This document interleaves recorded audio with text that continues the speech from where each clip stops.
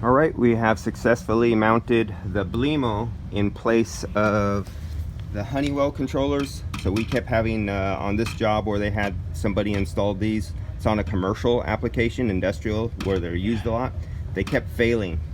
So we've upgraded it to the Belimo, and here we go. Let's connect them, and you can see it moving.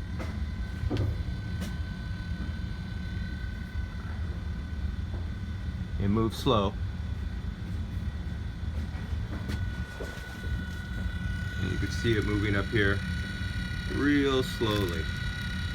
Slow as a snail.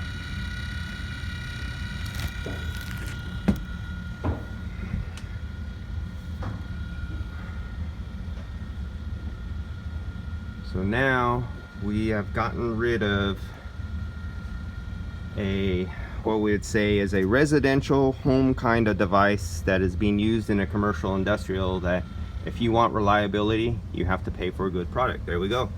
We are nice enclosed and sealed. Task complete. And when you let off the power, it fails open. So now we have no power applied.